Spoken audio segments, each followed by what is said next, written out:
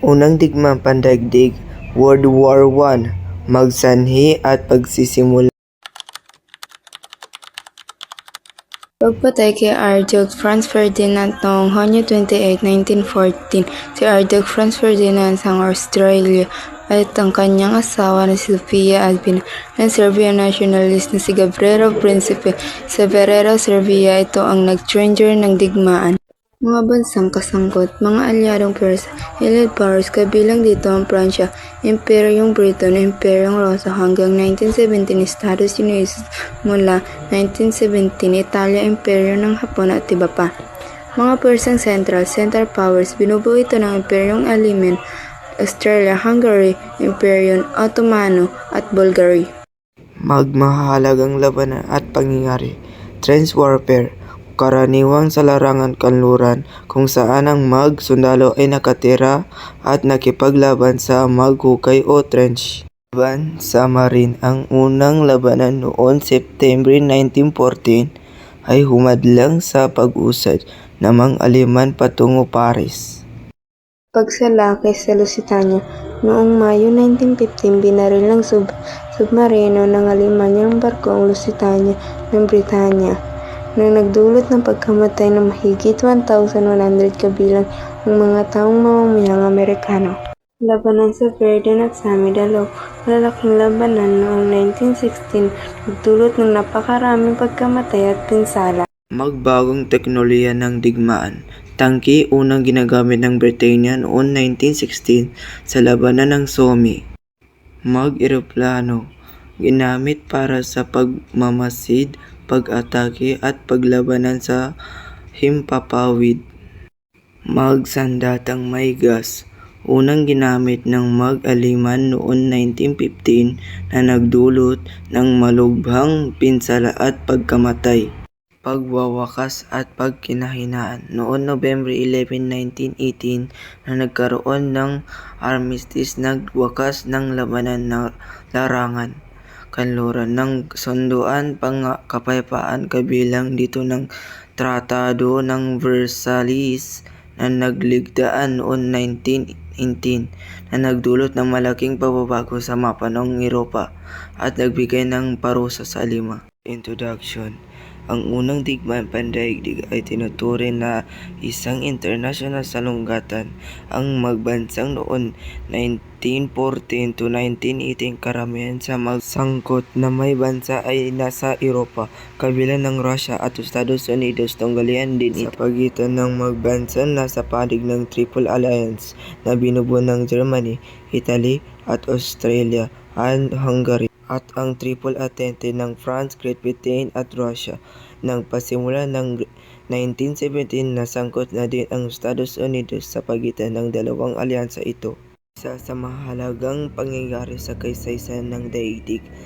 Sa panahon ng mabanggit ang digmaan ay nagbagsak ng apat na dekalang dinastiya: Germany, Pamilya Hohenzollern; Russia, Pamilya Romanov; Australia, Hungary, Pamilya Habsburg; at naganap ang destabilization sa lipunang Europeo. Nasyonalismo ay nabubunsod ng pananasa ng magtao upang maging malaya ng kanilang bansa, kung minsan ito ay humalabis at nagiging panitikong pagmamahal ng bansa. Imperialismo, paraan na mag-aani ng kolonya at papalawak ng pambansang kapangyarihan at pag-unlad ng bansang Europe. Ang paghunaan na makapangyarihan bansang nasa pinako ng yaman at isang sa maglayunin nito. Militarismo, upang magpagalagaan ang kanilang teritoryo. Kinakailangan ng bansang Europe ang mahuhusay na at malalaking hukbo sa dagat, sa lupa at karagatan, gaya din ang pagpaparami ng armas. Alyansa, kampihan ng magbansa sa panahon ng unang digmaan pandaigdig, pantay sa kanilang motibo. Pagkasangkot ng Belgium at Switzerland sa digmaan, nagsimula ang digmaan sa kanluran nang sakupin ang Germany. Ang Belgium, kahit na ito ay isang neutral na bansa, ito ang ginamit na paraan ng Germany upang lusubin din ang France. Itinulak ng hukbong Germany ang mahigit 200 sundalong Belgium kasama ng mga sundalo ng kaalyadong kasama na France at Great Britain. Nagtapos ang paglusob ng Germany sa Belgium nang kontrolin nito ang mga hanggang sa France dahil sa kawalan ng opensiba ng Belgium, tuluyan nang napasailalim ng Germany ang Belgium.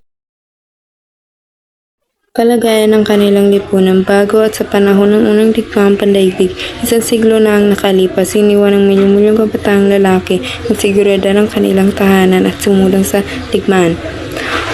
Umalis sila ang puno ng pag-asa dahil sa pag-ibig sa bayan. Masaya ako at tuwang-tuwa sa inaasahan kong magandang kinabukasan ang sinulat ng isang sundalong Amerikano noong 1914. Pero di nagtagal ang kanilang pananabik ay nauwi sa kabiguan.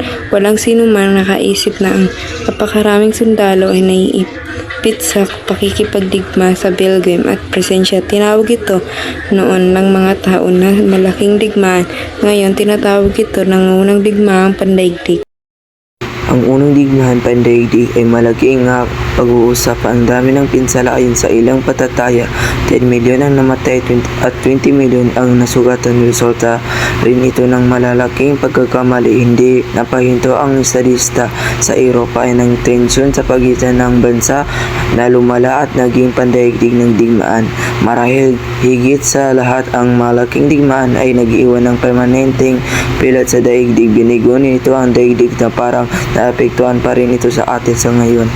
Kung bakit naganap ang unang digmaan pandaigdig, sumiklab ang unang digmaan pandaigdig dahil sa maling kalkulasyon na walang idea ang mga leader sa Europa na ang kanilang ginagawang mga desisyon ay nagbubunga ng pandaigdig kasakuna noong mapayapang tag-araw ng 1911 ayon sa The Fall of the Dynasts, The Collapse of the Old Order 1905-1922. Sa loob ng lamang ng ilang linggo, nagpaktak silang pagpatay sa Archduke ng Austria na si Francis Ferdinand ay sadlak sa lahat ng makapangyarihan sa bansa sa Europa na sa isang digmaan na hindi nila gusto. Paano nangyari yun? Ang tanong ng Chancellor ng Germany. Ilang araw na pagkatapos nagsimula ang kaguluhan bago pa ang assassination kay Ferdinand ng ilan sa mga pangunahing dahilan kung bakit naganap ang unang digmaan pandaigdig ay ang nasyonalismo, militarismo, nasyonalismo at alyansa.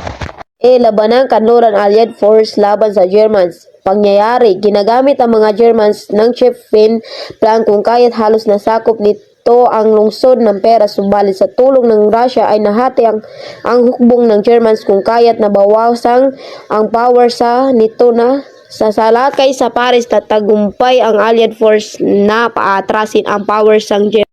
Labanan sa silangan Central Power sa laban sa Russia at Serbia.